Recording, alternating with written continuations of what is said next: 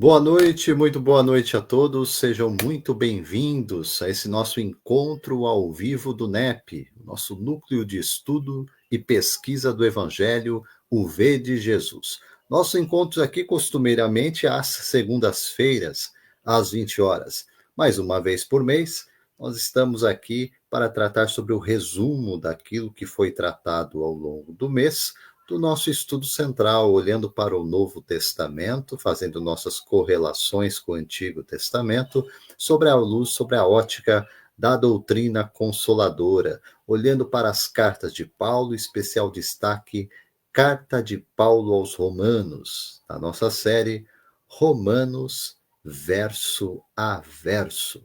Hoje alcançamos o episódio de número 134 da série, reforçando o convite, página do Facebook ou canal do YouTube, você encontra postados os vídeos. No canal do YouTube, você se inscreve, aciona sino de notificações e recebe vídeos das nossas atividades semanais, com uma playlist preparada pelo nosso querido Paulo Marzanati, em que você encontra desde a introdução da Carta aos Romanos, passando por cada um dos capítulos e cada um dos versos tratados até aqui. Vamos dar sequência, então, nesse estudo, com atenção devida, e eu não estou sozinho, na presença aqui dos nossos queridos comentaristas do NEP-V de Jesus. Vou trazer primeiro nossa querida Juliette Neira, diretamente do Rio de Janeiro, com a gente. Juliette, seja muito bem-vinda. Boa noite, meu amigo Emerson. Mais uma vez, muito obrigado pelo convite, por estar aqui com você. É uma honra dividir uma tela com você, meu amigo. Boa noite, amigos queridos. Boa tarde, bom dia para quem for assistir depois. Sejam sempre muito bem-vindos. O NEP-V de Jesus oferece estudos excelentes e essa nossa série é particularmente especial. Se vocês quiserem conhecer o Evangelho de Paulo, não deixe de maratonar essa nossa série, né, Emerson? Porque ela é tudo para quem quer conhecer o Evangelho do Cristo aos olhos de Paulo. Exato, Juliette. Costumo dizer que é o meu tratamento semanal à luz do Evangelho, né?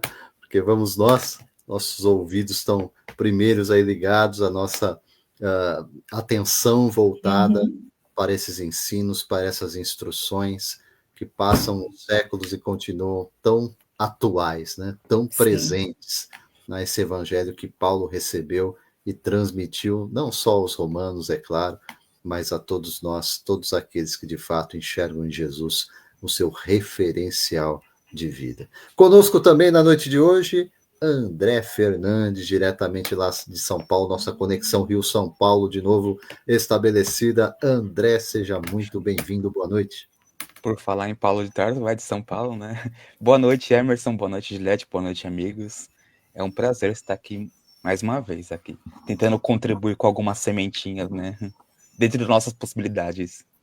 Obrigado. Muito bom, André, muito bom a presença Juliette e André com a gente e você conosco, né? A Juliette já disse, neste momento ao vivo ou depois podem levar adiante, compartilhem, levem para seus grupos, né? Aqueles interessados e aprender um pouco mais. Estamos todos aqui nesse mesmo intuito, né? Aprender mais para aplicar em nossas vidas. Este é o sentido e a finalidade dos nossos estudos à luz da doutrina espírita, nos debruçando sobre esses textos que impactaram e impactam tanto a cristandade. São bilhões de pessoas no planeta, né, voltadas a esta mensagem. A carta de Paulo aos Romanos tem um destaque todo especial em toda a história, né? Já comentamos aqui em outras ocasiões, gigantes da cristandade se debruçaram sobre esse texto e não foram poucos aqueles que passaram a compreender a mensagem do Evangelho a partir do entendimento da doutrina, porque é uma carta doutrinária de Paulo aos Romanos, né? Então, todos nós aprendemos, de fato, muito mais sobre o Evangelho quando damos a devida atenção ao que está sendo ensinado. E o Consolador Prometido é isso, né? Relembrar Jesus, aplicar e desenvolver estes ensinamentos. Então, com destaque aqui para a gente hoje, gente, mais uma vez aqui, para que entremos todos no mesmo entendimento, Romanos, capítulo 4, verso 25, que é o último verso do 4º capítulo da Carta aos Romanos, e aí vamos adentrar o 5º capítulo, dos versos de 1 a 4. Lembrando que às segundas-feiras, no mês de setembro, nós tratamos cada um destes versos. E aqui no resumo mensal, eu trazendo aqui Juliette e André, a ideia é expandir, né, esse entendimento com um novo olhar, novas possibilidades, que, é claro, o debate conjunto nos possibilita, né? E é para isso, então, e como de costume, eu vou trazendo cada um dos versos e aí vou abrindo para os comentários, deixando vocês à vontade também para participações, se assim desejarem, pedindo desde já a atenção para a leitura de cada um desses versos. Inicialmente, o verso 25, como eu digo, fechando o 4º capítulo, Paulo anuncia e o escriba Técio anota o seguinte: o qual, por nossos pecados, foi entregue e ressuscitou para a nossa justificação. Esse é Romanos 4, verso 25. A tradução que eu trago aqui é de João Ferreira de Almeida, a tradução Almeida Corrigida e Fiel. Muito bem. Dentro desse texto, só para lembrar, o qual aqui se refere ao verso 24, que fala sobre nosso Senhor Jesus Cristo. Então, o que Paulo está declarando aqui é que Jesus, por nossos pecados, por nossos desvios, por nossos extravios, foi entregue. Lembrando aqui o sacrifício de Jesus durante toda a sua vida, é claro, mas consumada na sua morte na cruz. E ressuscitou, tornou a vida para a nossa justificação. Recapitulando brevemente aqui, capítulo 4 é o capítulo que vai tratar com destaque para a gente sobre essa grande doutrina da Carta aos Romanos, que é a doutrina da justificação pela fé. Já mencionamos aqui que a ideia não é confrontar o debate teológico sobre justificação pela fé. Não, é o olhar simples para o evangelho puro, tratando a partir dos ensinamentos com atenção devida às palavras, aquilo que está sendo dito, mas sem nos prender a questões de literatura ou mesmo de literalismos, né?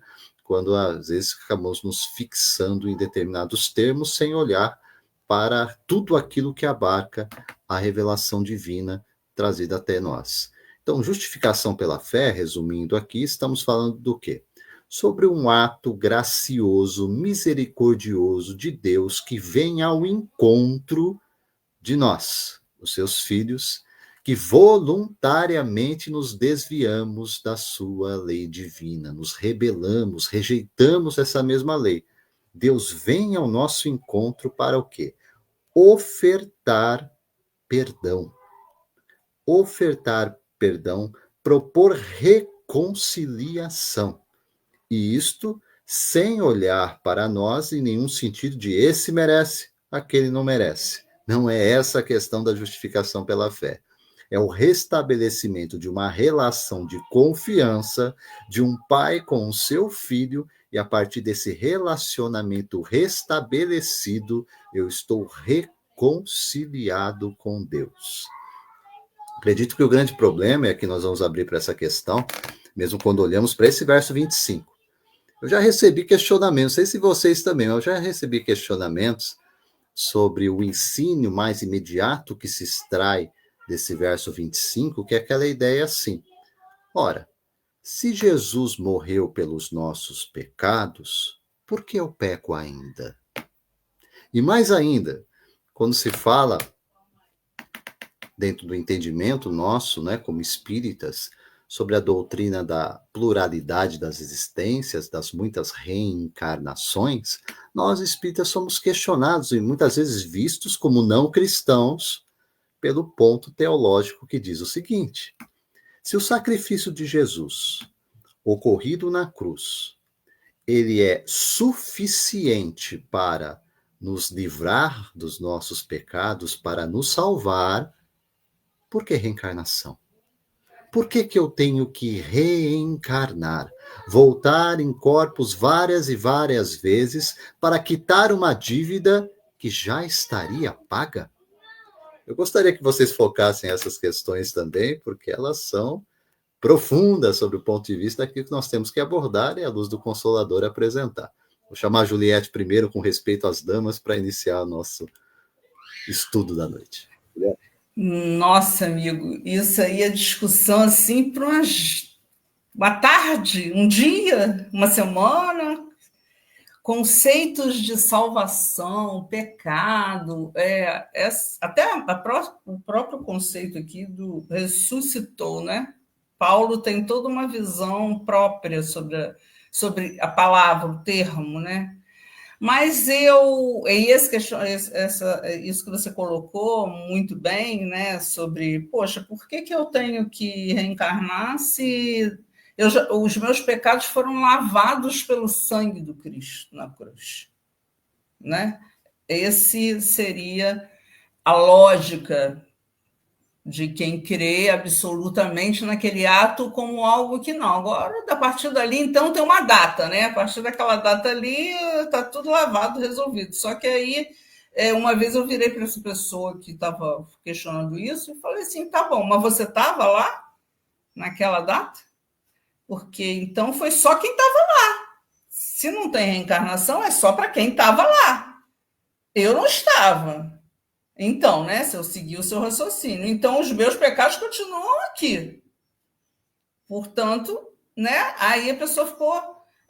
a gente precisa... Eu acho que o Consolador nos oferece o raciocínio, a fé que nos faz raciocinar. E eu entendo aqui, o qual por nossos pecados foi entregue, como algo que... Um exemplo.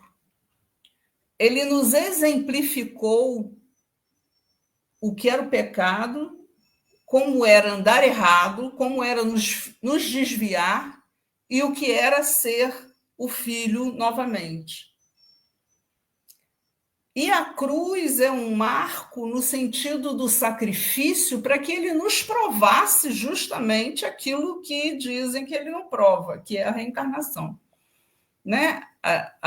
A imortalidade da alma, o quanto você, como você consegue ser, que é como ser igual a ele. Então, ali o ato, o salvar, o que ele fez por nós, a título de salvação, é nos salvar no sentido de nos esclarecer, nos mostrar definitivamente que ele é o caminho, a verdade e a vida, e ser como ele é o nosso maior objetivo. O ressuscitar é a prova única, maior da imortalidade da alma. Eu acho que isso não poderia mais nem ser questionado, porque ele morreu na cruz para nos provar a imortalidade da alma. Não havia necessidade nenhuma dele passar por nada daquilo, a não ser isso. E se todo mundo ali tivesse entendido isso que ele tentou explicar tantas vezes, ele talvez não precisasse passar por aquilo, né? Por aquela agressão, aquele momento que talvez fosse desnecessário se tivéssemos entendido naquela época. O que você acha, amiguinho? Muito bom, Juliette. Eu quero ouvir o André agora, a respeito desse verso 25 do 4º capítulo da Carta aos Romanos. A minha compreensão gira em torno muito do que a Juliette falou, né? Porque quando Paulo ditou essas palavras para o seu escriba ali, né? Ele estava refletindo sobre o papel de Jesus diante da humanidade. Então, à primeira vista, de fato, esse versículo pode parecer dizer que Jesus morreu para pagar pelos nossos pecados, como se o sofrimento dele fosse uma troca, uma quitação da nossa culpa, como o Emerson trouxe no início. Mas, à luz da doutrina espírita, te enxerga de outra maneira, né? Com todo respeito, evidentemente, a outras interpretações, né? A gente não está aqui para condenar ninguém, né? São maneiras diferentes de entender, né? Para nós, espíritas, Jesus não foi o substituto da humanidade, mas sim o seu exemplo maior. Ele foi entregue por causa dos nossos pecados, nossas transgressões, não em nosso lugar, né, mas por nossa causa. Foi a ignorância humana, o orgulho, o medo dos homens da época, né, que muitas vezes somos nós mesmos, que o levaram à cruz. E a sua morte não foi um castigo divino, né, mas é uma consequência natural da nossa própria incompreensão no mundo diante da luz que ele trazia. E ainda assim, ele respondeu ao ódio com amor, ao invés de condenar, a gente perdoou, ao invés de se impor, ele se ofereceu como testemunho vivo de mansidão. Essa é a verdadeira lição, né? Que o amor suporta tudo, confia sempre e nunca desiste de servir. Então a gente vê quando Paulo diz para a gente que Jesus ressuscitou para nossa justificação, o Espiritismo entende que essa ressurreição não como um retorno ao corpo físico, como alguns irmãos nossos entendem, mas como uma prova da imortalidade da alma, como a Juliette trouxe para a gente. Jesus apareceu aos discípulos em espírito, né, em perispírito, em corpo espiritual, para mostrar que a vida continua, que a morte não existe e que ninguém se perde. Ele voltou para nos justificar no sentido moral, né, para mostrar que a justiça divina é perfeita, baseada no progresso, na misericórdia, não numa punição eterna. Então a gente entende que nesse versículo, Paulo não está falando de uma culpa, né, mas ao contrário, de uma esperança, de uma renovação. Jesus sendo entregue, porque ainda nós somos imperfeitos, né? Nós ainda não compreendemos. Até hoje a gente não compreende. Tanto é que se Jesus viesse da mesma forma, hoje em dia, muito provavelmente seria morto da mesma forma, né? E traz essa mensagem da ressurreição para nos mostrar, né? Que nós podemos vencer a existência, podemos vencer nossas próprias imperfeições, né? Então a gente vê que o verdadeiro sentido da redenção está em seguir o seu exemplo, né? Fazendo morrer em nós o egoísmo, o orgulho, o ressentimento e assim por diante. E deixar que ressurja em nós o homem novo, um espírito renovado pelo amor, né? Então, eu acho que a mensagem que Paulo transmite para a gente é que a gente possa, ao ver esse versículo, né, tantos quanto os outros, né, compreender que a cruz é esse símbolo da ignorância humana, mas que através de Jesus foi ressignificado, né, através da ressurreição, que é o símbolo da vitória do Espírito sobre a matéria, e que cada vez que perdoamos, que servimos, que amamos, apesar das dores, nós também ressuscitamos um pouco para essa luz que foi exemplificada pelo nosso Mestre Jesus, né? Então, em resumo, é bem o que a Juliette falou, que você falou também, Emerson. Obrigado. Muito bom. Eu entendo que o elemento também arquetípico, né, do arquétipo do homem em Jesus não pode ser esquecido aí nessa equação de interpretação, né? Porque nós temos um fato único na história, único, absolutamente único, que é o que diferencia Jesus, que é o entendimento de que o divino se fez homem, ser puro, perfeito, não necessitando, por ele mesmo, aqui está, veio viver essa experiência humana e uma experiência sacrificial. E ele sabendo disso, ele escolhendo livremente isso, em conjunto com o Pai, segundo aquilo que nós aprendemos mesmo entre a primeira e segunda revelação, há uma expressão muito clara lá a respeito disso, que isso ocorrera antes da fundação do mundo, significando que é algo, gente, que antecede absolutamente tudo que nós possamos pensar de material no planeta Terra. Não havia sequer ser vivo aqui, isso já estava definido. É de impressionar para aqueles que têm pouca familiaridade com as questões mesmo das relações do mundo espiritual com o mundo corporal, que esse fato tenha sido revelado aos profetas mesmo um milênio antes. Você tem um Salmo de Davi, você tem 700 anos antes, um Isaías, descrevendo fatos que dizem respeito ao sacrifício e morte desse mesmo Jesus, realmente é de impressionar se a gente não tivesse aprofundamento maior de saber que antecede todas as coisas no tempo aquilo que fora na eternidade combinado. Então, quando se fala a respeito desse Jesus que se oferece em sacrifício, a gente deve lembrar de que não há notícias, com todo o respeito que temos aos fundadores de religião e de filosofias, mas não se tem notícias que Buda ressuscitou. Não se tem notícias de que Krishna ressuscitou, apareceu por 40 dias para ensinar os seus discípulos e ascendeu aos céus. Não se tem notícias que isso se dera com Sócrates, com Aristóteles ou qualquer um dos filósofos da antiguidade. Mas com Jesus, sim. E com testemunhas numerosas. Lucas chega a citar 500 homens vendo isto acontecer. Então, a não ser que eu creia numa alucinação coletiva que sequer a ciência aprovaria, eu devo dizer que algo muito diferente aconteceu há 20 séculos atrás, e de tal maneira isso impactou que as eras foram divididas e que esse homem continua a ser a grande liderança espiritual do planeta. Reconhecidamente, à luz da doutrina espírita, o nosso governador, o nosso tutor, orientador, guia e modelo. Então, sim, pelos nossos pecados, sim, pelos nossos desvios, sim, pelos nossos extravios, ele escolhera livremente realizar isso em um ato de amor e ressuscitou, voltou à vida para testemunhar de forma única essa imortalidade e nos convidar a fazer o mesmo. E o fizera isso com um objetivo muito claro, para a nossa reconciliação com Deus. Por isso, recebamos essa salvação no seu sentido genuíno, de tornar-se saudável, de curar-se espiritualmente. Receba, sim, essa justificação. Receba este perdão dos nossos desvios, para que nos reencontremos mais uma vez com o nosso Pai.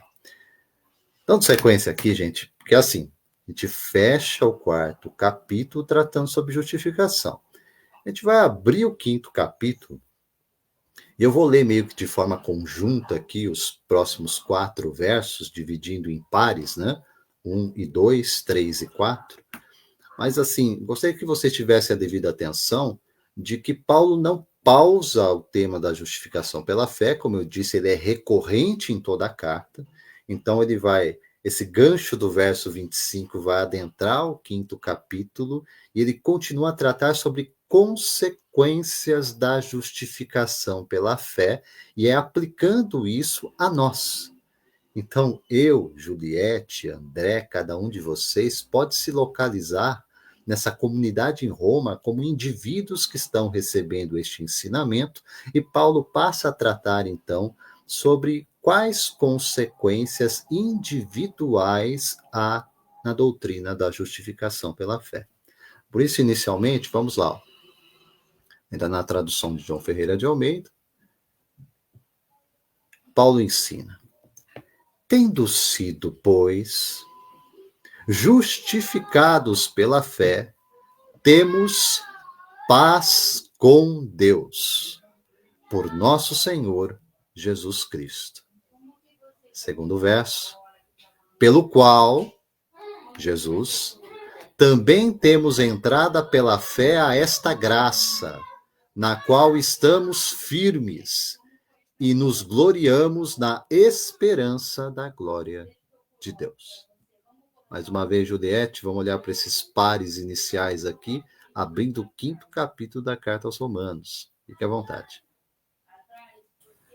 Paulo continua no termo, como você disse, né? Ele vai tratar da justificação na carta toda, mas ele encaixa a justificação em outros conceitos.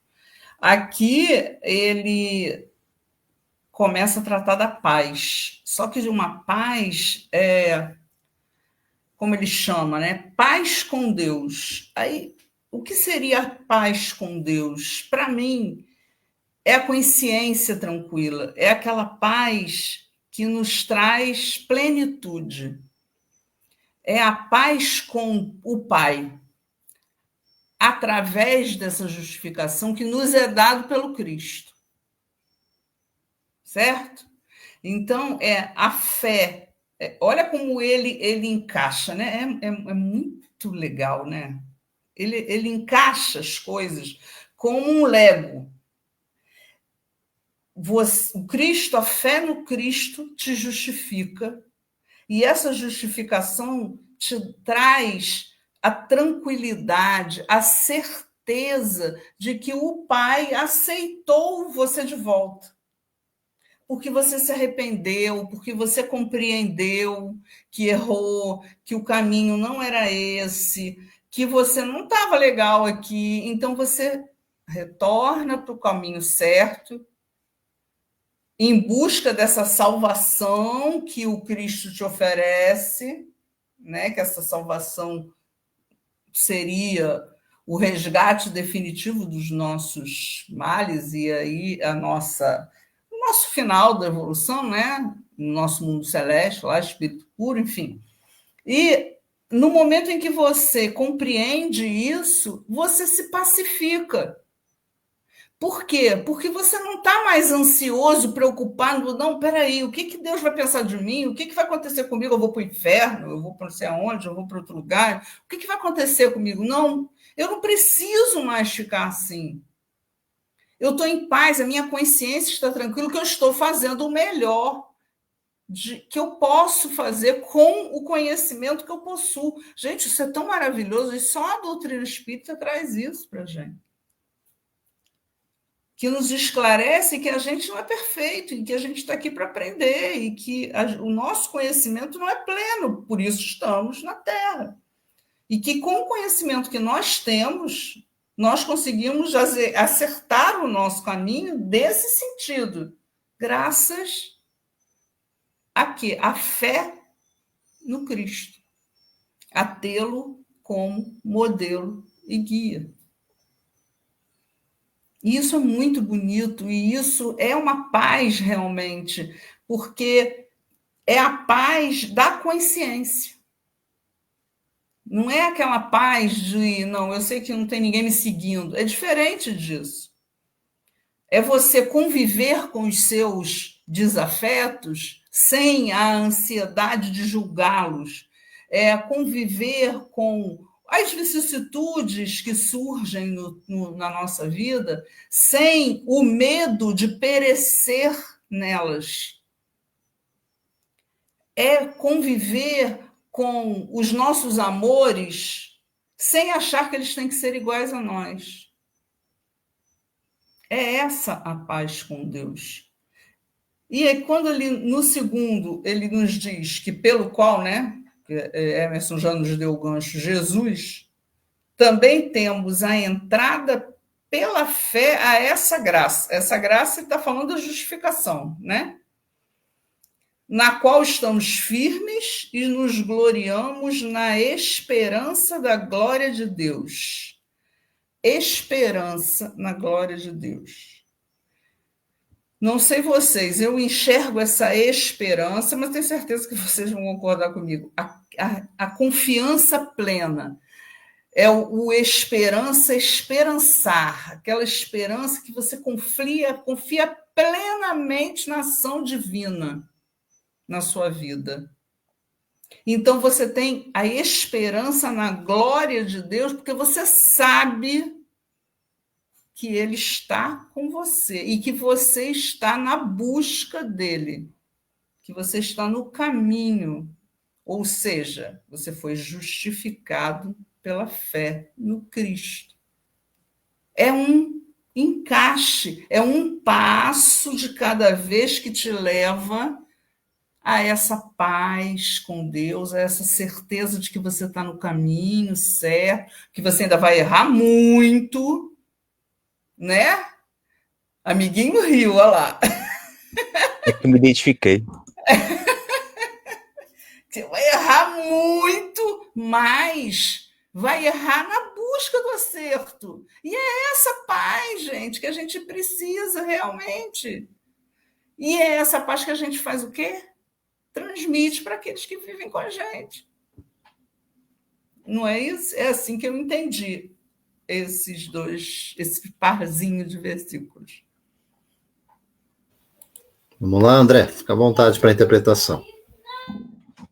Antes, é bom destacar para o pessoal, né, que essa divisão em capítulos e posteriormente em versículos é é da Idade Média. Então, evidentemente que na época de Paulo, nem Paulo escreveu baseado em capítulos, né, como é feito hoje em dia, e nem a carta era lida em capítulos, né? Então era um texto contínuo, né?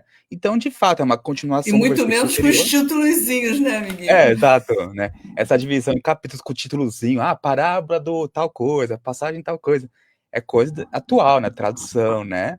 É, eu peço desculpa também por chover no molhado, né? Mas só para reforçar o que a Juliette falou, que eu penso como ela falou, né? Aqui o tema central desse primeiro versículo, né? É a paz, né? Eu lembrei de Jesus, né?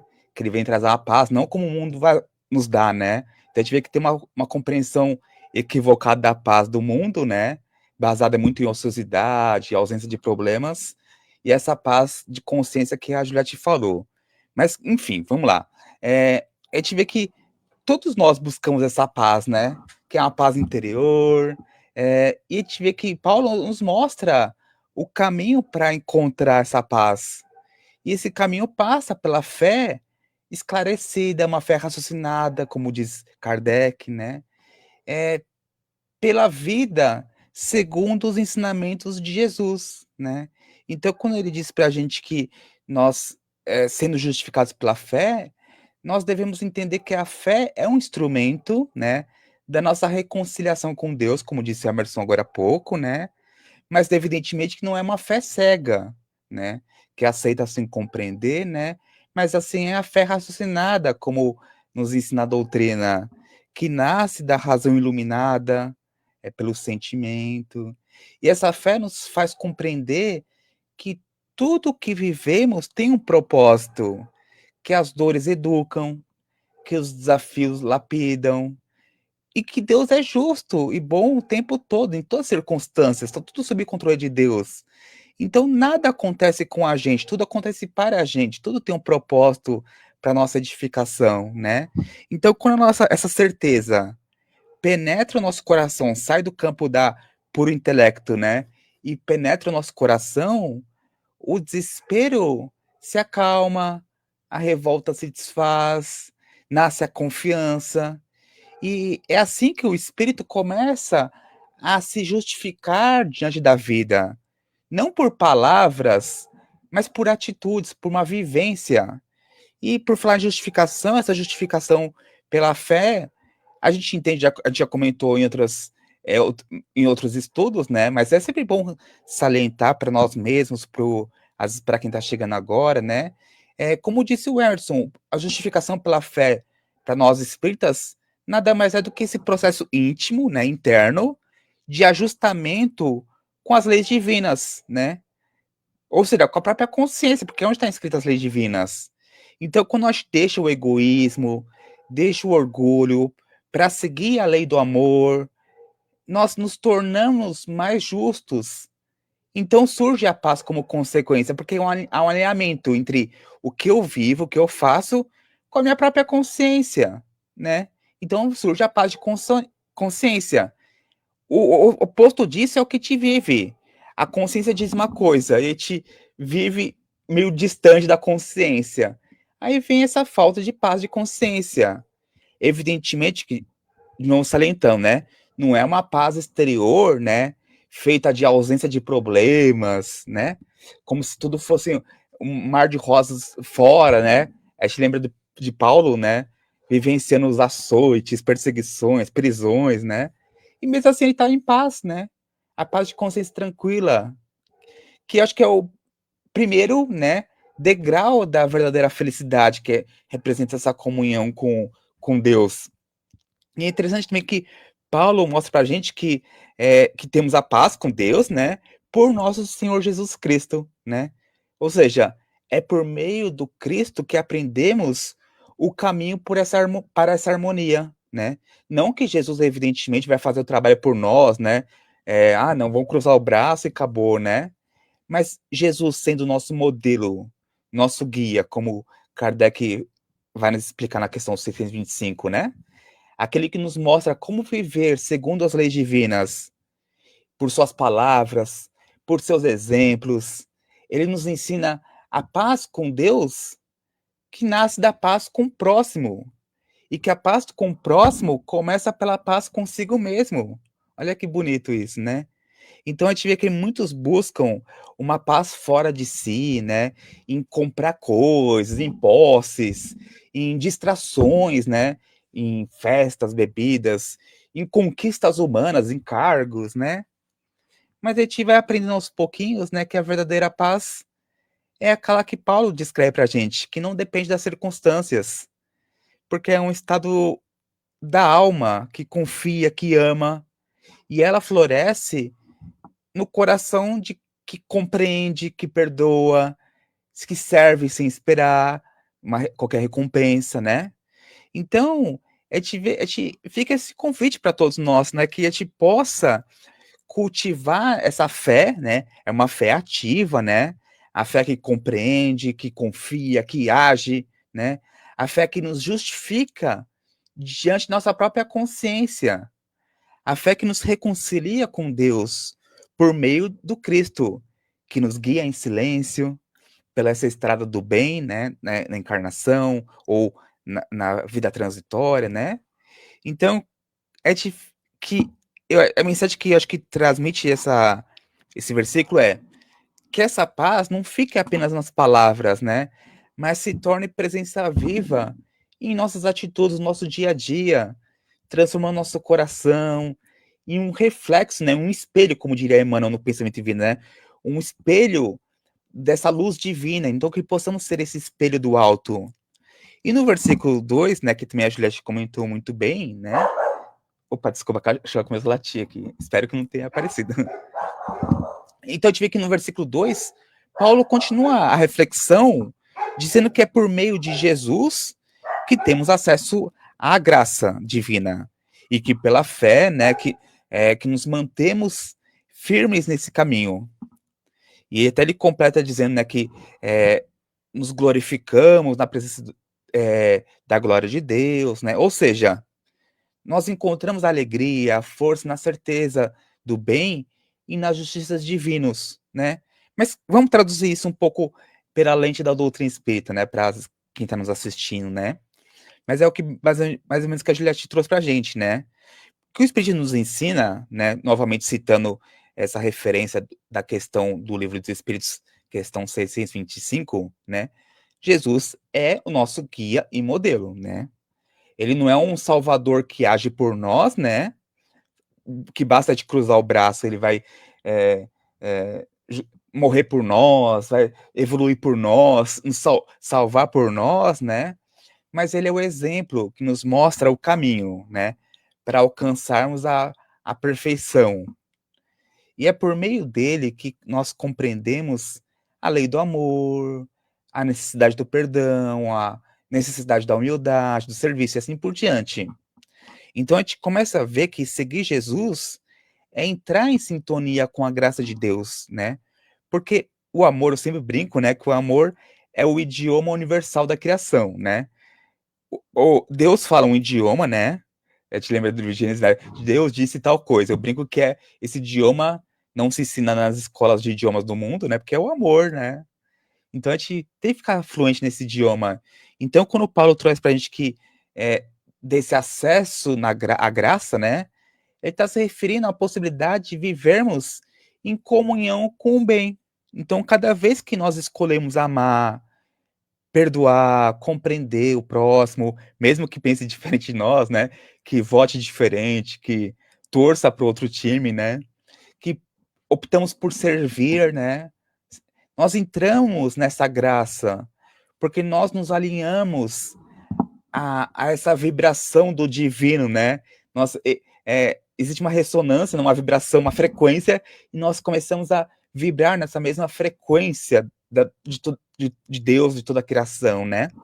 Então eu tive que a fé, como nos ensina o Espiritismo, né? De novo, salientando a questão da fé, acaba sendo essa confiança em Deus e nas suas leis apoiadas na razão, como a gente já havia dito. E como havia dito já, não é uma fé passiva, é uma fé ativa, né? Uma fé que sustenta, que consola, que transforma. E é pela fé que o espírito se mantém de pé, né? Nas provas da vida, entendendo que nada é castigo, mas tudo é aprendizado. E essa fé nos dá firmeza, porque nos faz compreender que a dor é temporária, né? Que tudo passa, como diria o Chico, né? Mas o progresso é eterno, nossa destinação é a perfeição, né? E quando ele fala no finalzinho, né, que, aliás, no finalzinho, mas mais pra frente, né, nos gloriamos a esperança da glória de Deus, né? Eu pensei também no sentido de que essa palavra gloriar-se, né? Aqui não fala no sentido da vaidade, evidentemente, né? Mas é de uma alegria íntima, da confiança, de um sentimento de gratidão, né? Paulo fala da esperança, como disse a Juliette, bem lembrado, né? Ele dessa luz silenciosa que ilumina o caminho do espírito em evolução. Então, como não lembrar do Evangelho segundo o Espiritismo, né? Quando fala que a esperança é filha da fé, né? Como não lembrar no capítulo A Fé Transporta Montanhas, né? Então a gente vê que a fé nos faz compreender o sentido das provas, a esperança nos faz perseverar nessas provas, né, com coragem, e por sua vez o amor, né, nos faz transformá-las em bênçãos, né? Então quando a gente vê que a esperança da glória a Deus significa que devemos acreditar no triunfo do bem, tanto dentro de nós, né, quanto fora, na humanidade. Por mais que às vezes parece estar tudo perdido, né, mesmo quando tudo parece tão difícil, né, mas sabemos que a lei do progresso avança. O amor divino nos conduz, e conduz a todos os corações, né, ao aperfeiçoamento. Então, o que Paulo nos ensina aqui é que o cristão verdadeiro não vive de desânimo, né? Mas de confiança. O próprio Paulo foi a exemplificação disso, né? Porque a fé lhe dá acesso à graça, né? A graça sustenta as lutas e a esperança o faz seguir firme até alcançar a luz, né? Todos a caminho da luz. Então, que essa esperança que Paulo traz pra gente nos sustente nas horas difíceis, né? Nas noites escuras da nossa alma. E nós que lembremos sempre que toda sombra que te passa, né? Toda dificuldade é passageira. E que a luz do amor divino jamais se apaga. Então, que possamos sempre nos lembrar desse versículo como esse convite para não desanimarmos, né? Obrigado, Emerson. Muito bom, André.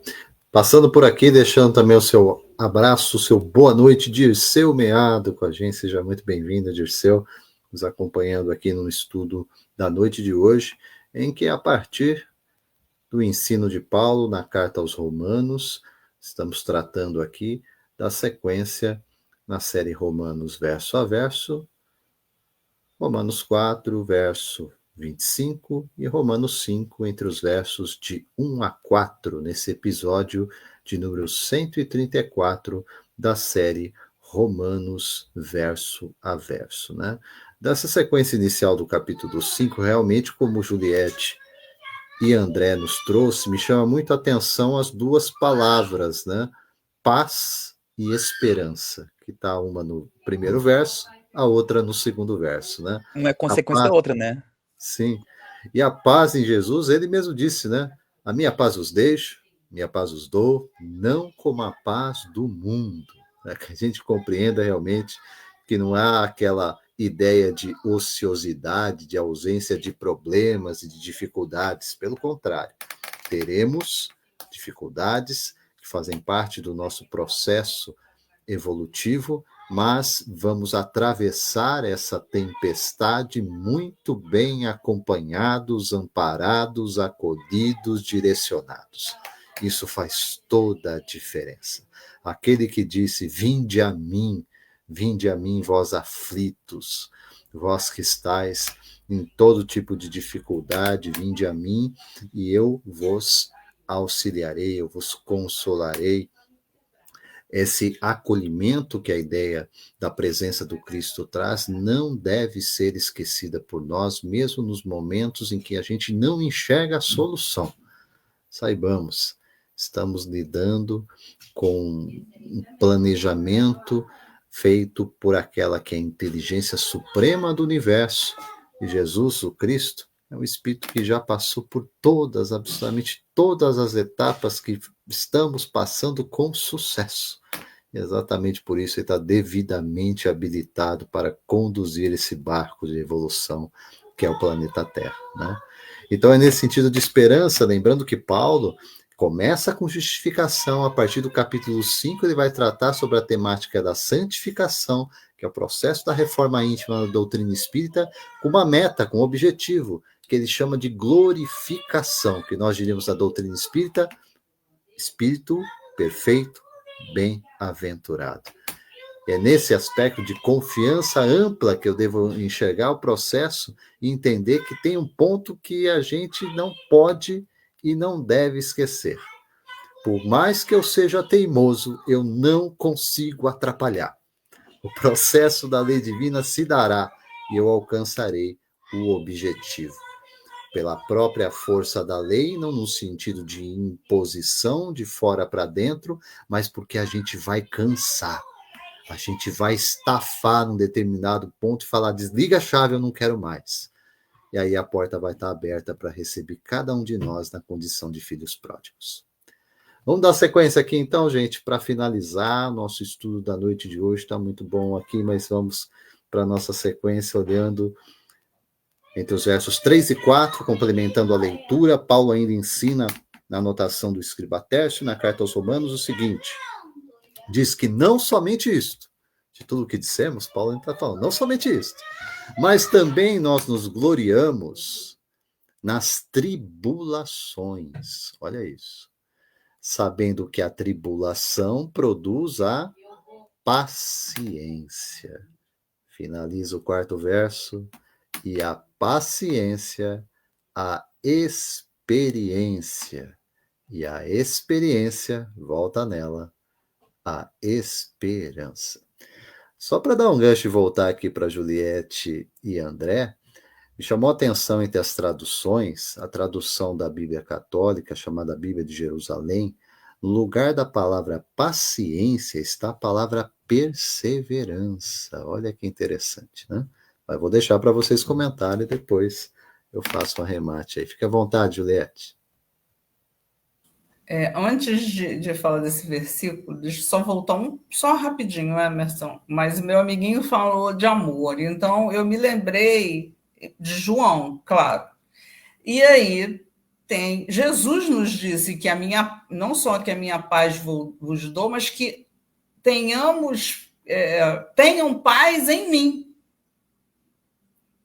né? Isso está em João, óbvio que eu não vou me lembrar onde. E outra coisa, quando ele falou quando o André falou da palavra de Deus, do idioma divino, que é o amor, gente, e o verbo se fez carne. A palavra de Deus é Jesus, ele é o amor na carne. Então, é o caminho, a verdade, a vida, é o amor. É ele. Então, gente, se a gente conseguir aí ficar nesse caminho, tá longe, mas, né? Caminho é ele, sempre ele. É botar, como diria minha avó, bota a foto na porta da geladeira. Quando ela queria emagrecer, minha avó botava a foto dela gorda na porta da geladeira e dizia assim: é assim que eu não posso ser e é assim que eu quero ser. O modelo que ela queria lá. Ela pegava lá uma atriz qualquer que ela gostava e botava a foto na porta da geladeira. Esse aqui é meu modelo. Era assim. Aí um dia ela desistia e arrancava os dois. Mas é só a gente não desistir daquele modelo ali, né?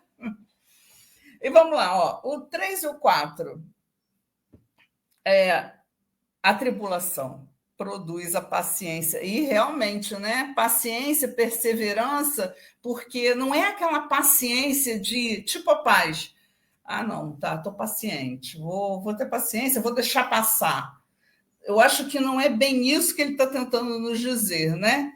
Perseverança, eu acho que tem um outro efeito aqui, na minha ótica.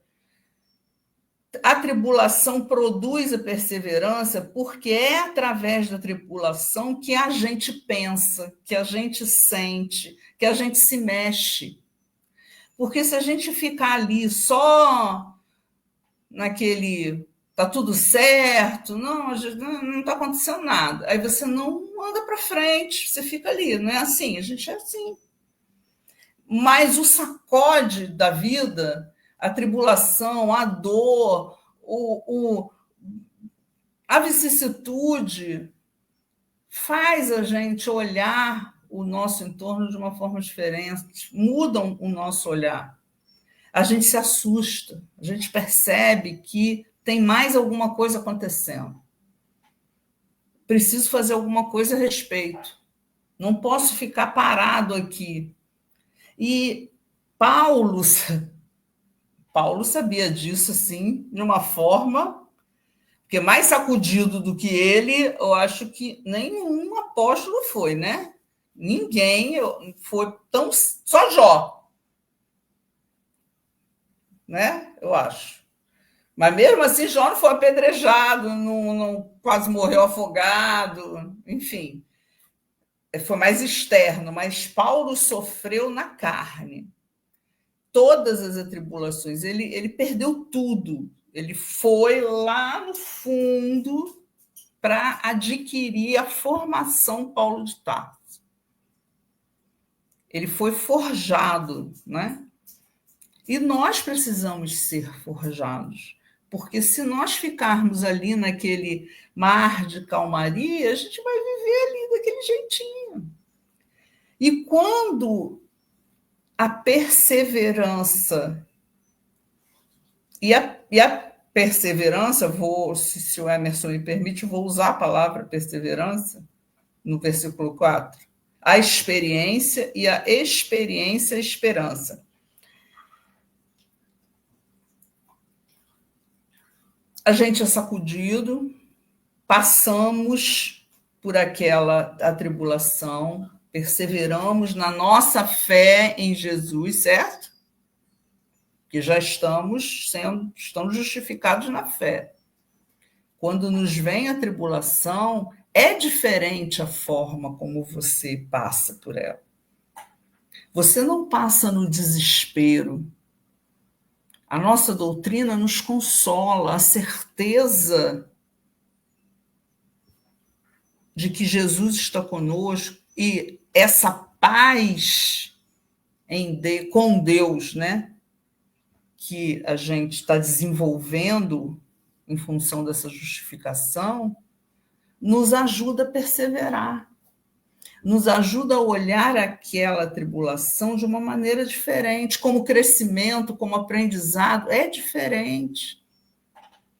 A gente não se desespera, a gente não fica com raiva de Deus, a gente não tem raiva de quem está perto, a gente não quer bater a cabeça na parede, não quer abrir o portão e sumir.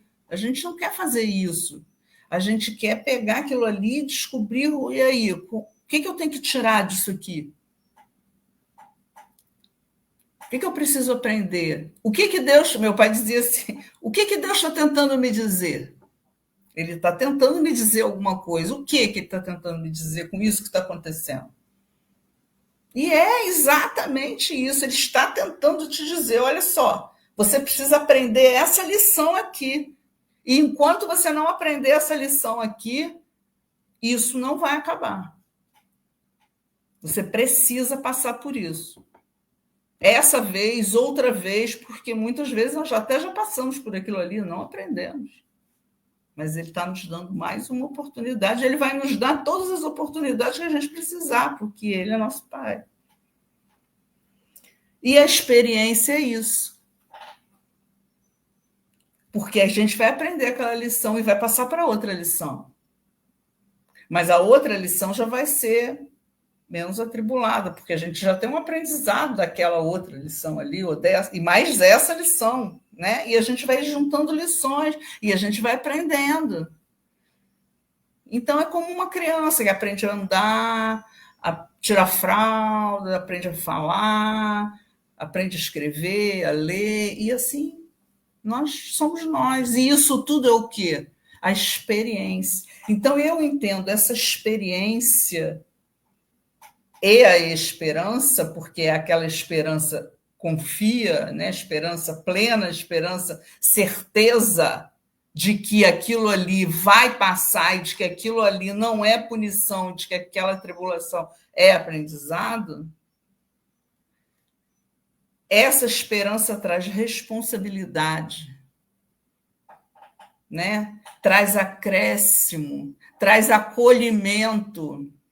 Você se acolhe e acolhe quem está com você, ou quem vai passar, porventura passar por alguma coisa igual ao que você está passando. Então, é uma esperança e uma experiência que tem um bojo de informações. E, gente, resignação, paciência. Tem um livro, né, de Chico, de Emmanuel, chamado Paciência, se não me engano. Não tem? Tem. E tem um texto de paciência no Deus Conosco, que é muito bonito. E Emmanuel fala muito da paciência com relação às tribulações, porque esse é o nosso maior, eu não vou chamar de defeito, mas eu acho que é o nosso ponto mais difícil, é quando a gente passa por aquele problema sem questionar Deus do motivo, né? Você sempre acha que não é forte o suficiente para passar por aquilo, você só descobre que é quando acaba. E é aí que você descobre que, poxa, realmente, eu precisava passar por isso, porque hoje eu estou melhor do que eu estava antes. Mas a gente precisa passar, né? E aí é assim que eu vejo esses 2 versículos. E tem uma coisa também, Tiago, estou me lembrando aqui, Andrezinha é melhor na carta de Tiago do que eu, que ele fala que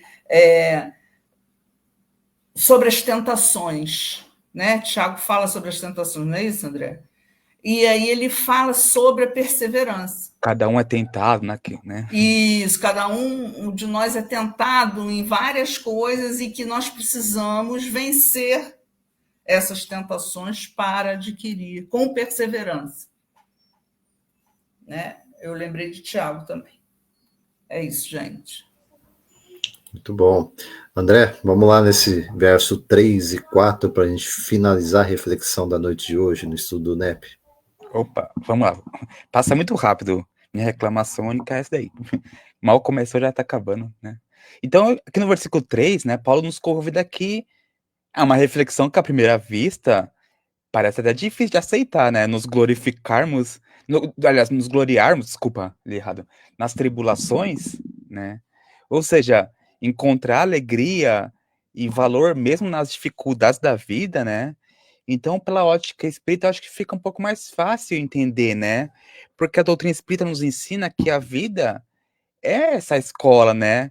E as provas são as lições de aprendizado que nós precisamos. Então, nada nos acontece ao acaso, né? Tudo tem uma razão justa, mesmo quando a gente não consegue entender, né? Quando eu era pequeno também, eu não conseguia entender muitas coisas que minha mãe fazia, né? Que eu só fui entender depois de grande. Da mesma forma, espiritualmente, né? Hoje eu não entendo muitas coisas que eu passo, né? Então a gente vê que as tribulações não são punições de Deus, como até então a gente achava, né? Mas são instrumentos de crescimento para o nosso espírito. E elas revelam nossas fraquezas, elas testam nossa fé, elas despertam nossas virtudes que estão adormecidas, né? Como não lembrar Jesus no Sermão da Montanha, né? Mateus capítulo 5, bem-aventurados que choram, né? Porque serão consolados, né? Não porque o sofrimento em si seja bom, né? Mas porque ele educa o espírito que compreende aquela dor, né? Que transforma aquela dificuldade em sabedoria, né? Então a gente vê que a paciência, né? Acaba sendo essa flor que nasce no solo da dificuldade, né? Ou como dizeriam os orientais, né? A flor de lótus que nasce meio no pântano, né? na lama, enfim, né? Então a gente vê que quando Paulo afirma pra gente que a tribulação produz a paciência, é uma verdade, porque ninguém aprende a ser paciente quando tudo tá fácil, né? É na espera, é na perda, é no obstáculo que o espírito descobre a serenidade, a confiança em Deus, né? são nossos momentos de deserto, né? Que a gente puxa no simbolismo bíblico, né? E a paciência é mais do que suportar com resignação, né? É aceitar com fé, sem revolta, como disse a Juliette, acreditando que cada situação tem seu propósito. E ela é esse silêncio da alma que confia, né? É esse repouso do coração que entende o tempo divino, né? Não quer passar acima do tempo de Deus, né? Então a gente vê que Paulo diz pra gente que para se gloriar nas tribulações, né? Ele não está dizendo, evidentemente, que devemos desejar o sofrimento, né? Mas que nós devemos reconhecer o valor espiritual é, que aquele sofrimento pode gerar em nós, né? E o verdadeiro discípulo de Jesus aprende a transformar a dor em luz, né? Enquanto que o homem comum do mundo amaldiçoa a dificuldade, o homem espiritual utiliza essa dificuldade para crescer, né? Como um trampolim. E essa é a glória que Paulo fala, né? A vitória interior sobre as nossas próprias sombras. Então, a gente fica esse convite, né? Que nós possamos, é, que muitas vezes passamos por momentos de provação, seja qual for, né, uma perda, uma doença, uma injustiça, enfim, qualquer coisa, né? Que nós lembremos que estamos nesse treinamento espiritual, né? Que as tribulações são essas aulas que a vida nos oferece para que nós desenvolvemos a paciência, a fé, o amor e assim por diante. E se a gente enfrenta com confiança, vai ser tudo mais fácil. Não é à toa que o, o maior capítulo do Evangelho segundo o Espiritismo, né, é o Bem-aventurado dos Aflitos, capítulo 5. Porque é o que a gente mais precisa no momento, né? Para sair mais forte das aflições, mais sábios, mais próximos de Deus, né? Porque a dor é esse convite para esse diálogo com Deus, né? Se não fosse a dor, pode ser que a gente nem estaria aqui voltado para Deus, né? Então que a gente possa agradecer cada desafio, né? Em tudo dar graças. Não pela dor que ela nos traz, evidentemente, mas pela luz que essa dor pode despertar em nós. Que em vez de nos perguntarmos por que eu, Deus, né? Nós podemos dizer, né? O que eu posso aprender com isso? Como acontecia com o pai da Juliette, né? Pois a gente vê que todo sofrimento, compreendido à luz do Evangelho, evidentemente, é essa semente da elevação espiritual. E Paulo encerra dizendo, né, que é uma continuação, né, dizendo que e a mesma reflexão, inclusive, né, dizendo que as provas da vida, né, aliás, que existe melhor dizendo, né, que existe uma cadeia divina do progresso espiritual, né, que ele nos diz que a paciência gera experiência e que a experiência gera esperança, né? Ó, tem uma cadeiazinha, uma escadinha, né? São 3 palavras bem simples, né? Mas que contém toda a sabedoria da evolução do espírito. Primeiro, a questão da paciência, como a Juliette trabalhou pra gente, né? Que a gente já viu, né, que a paciência nasce da tribulação e ela é o primeiro passo da alma que aprendeu a confiar em Deus, mesmo quando a gente não entende os motivos, né?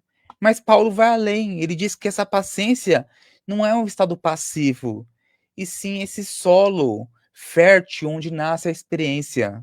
E ele conhecia bem esse campo, né? Lembramos da própria Abigail, né? Ama, trabalha, espera e perdoa, né? O espera está muito vinculado a essa paciência, né? Ou seja, cada prova enfrentada com serenidade se transforma em aprendizado duradouro para o nosso espírito. E a paciência nos ensina a observar, a refletir, a compreender melhor a nós mesmos e aos outros. E ela é o momento em que deixamos de reagir por impulso, né? Ou por instinto, muitas vezes, como nós fazemos, né? E passamos a agir com sabedoria. E, consequentemente, vem a experiência, né? Proveniente dessa paciência. E aí te lembra que a experiência não é um simples conhecimento teórico, não é aprender nos livros, frequentar, assistir as lives do Emerson, assistir todos os episódios do NEP V de Jesus, né? É mais que isso também, né? É conquistado através do conhecimento teórico, evidentemente, né? Mas é a sabedoria da vida, né? Que te conquista pelas estradas do tempo, pelas alegrias, pelas dores que nós já vivemos. E o espírito imortal aprende não apenas lendo, ouvindo com as questões teóricas, né? Mas é sobretudo vivendo, é sentindo. Porque se fosse só para estudar, não precisaria nem ter encarnado, porque no plano espiritual o que mais tem são livros, tem cursos, né? Mas a gente está aqui no mundo para vivenciar, para sentir, né? E cada vez que a gente suporta uma dificuldade com paciência, nós adquirimos fortalecimento, musculatura espiritual, digamos assim, né? Nessa academia da Terra, né? Nós adquirimos experiência moral, né? Que nos torna mais equilibrados, mais compreensivos, mais indulgentes com os outros, e assim por diante. Ela é o resultado da fé amadurecida. E quanto mais experiência nós temos, mais a gente entende que as leis divinas são perfeitas e que Deus nunca erra, nunca, absolutamente nunca, né? Tudo tem seu controle, tudo tem seus desígnios, que são perfeitos, é absoluto. E, consequentemente, surge a questão da esperança, que a Juliette trabalhou, né? Que acaba sendo esse fruto dessa maturidade espiritual, né? Que ele fala que a experiência produz a esperança, né? Por que que isso acontece? Porque quem já passou pelas provas e venceu, ou mesmo resistiu com fé, aprende a confiar mais na vida. E a alma experimentada sabe que tudo passa, que o bem sempre triunfa, que o amor divino governa o universo da criação, e está imerso nesse amor, né? Então a gente vê que a esperança não é uma ilusão, né? Mas a certeza serena, né? De que Deus está no comando de tudo. Então que nós possamos aprender com Paulo, né? Que existe um processo de amadurecimento da alma. Então a gente vê que a tribulação nos ensina a desenvolver a paciência. Por sua vez, a paciência nos conduz à experiência, que é esse aprendizado moral, né? E essa experiência gera esperança, que acaba sendo essa fé amadurecida em forma de paz, né? Voltando ao assunto da paz que a gente estava comentando agora há pouco, né, Juliette? Então a gente acaba vendo que é um ciclo divino, né? Das dores nasce a calma, da calma nasce a sabedoria, da sabedoria nasce a confiança, né? Então, que E possamos. isso tudo nasce na nossa justificação, na nossa fé por Cristo. Perfeito, Então, perfeito. Então, perfeito. para encerrar, né, nós que possamos transformar nossas dores em lições, né, nossas lições em sabedoria e a nossa sabedoria em esperança viva e aquela que nos ilumina os dias difíceis, né, que nos mantém firmes na fé, né. Então que possamos sair daqui um pouco com essa sementinha da esperança, né. Hoje eu acho que foi uma lição, né, acho que a Juliette concorda, mas concorda, né, muito de ânimo perante as dificuldades, né, esperança, confiança, fé, né. Não ficou tanto. Eu acho que hoje a gente conseguiu puxar muito para a vida prática, né, porque dificuldade todos nós temos, né. Então, que possamos aprender muito com Paulo. Emerson? E é isso, né, André? Esse, já vamos nos habituando, é o quinto capítulo da Carta aos Romanos. Paulo foi aí traçando um caminho para a gente entre esses 4 capítulos, apresentando a doutrina da justificação pela fé, e agora ele entra nas consequências, e as consequências é isso. É aquilo que nós experienciamos no corpo, aquilo que nós experienciamos na realidade do espírito reencarnado, né? E a estrada apresentada por Paulo seguramente é uma estrada de identificação para todos nós, né? Da tribulação que produz a paciência, a paciência, a perseverança produzindo experiência, e a experiência alimentada por essa esperança de que nós já mencionamos, já tratamos aqui. Eu tenho segurança que os versos de hoje daria seminário, né? Essa hora que nós passamos juntos Com aqui, certeza. assim, nós tentamos resumir com dificuldade, seguramente, porque muitas coisas vão passando pelas nossas cabeças mesmo, tratando sobre outras referências. A Juliette tratou sobre a mensagem de paciência. Eu sei que no Evangelho, segundo o Espiritismo, tem capítulo próprio, mensagem própria, intitulada A Paciência. E eu me lembrei que ele diz, no Evangelho segundo o Espiritismo, diz que ele diz, sejam pacientes, sejam cristãos. Exatamente. Né? E isto resume tudo. Termina a mensagem. Tudo, isso resume assim. Tudo. Porque o ser cristão é justamente está dentro dessa fé em Jesus Cristo. Né? Capítulo 9, item 7, a paciência. Aí, exatamente, viu? Paciência. Que é a ciência da paz, né? Nós mencionamos no estudo do mês de setembro também, quando tratamos sobre esse verso. Mas recapitular aqui é sempre importante, né?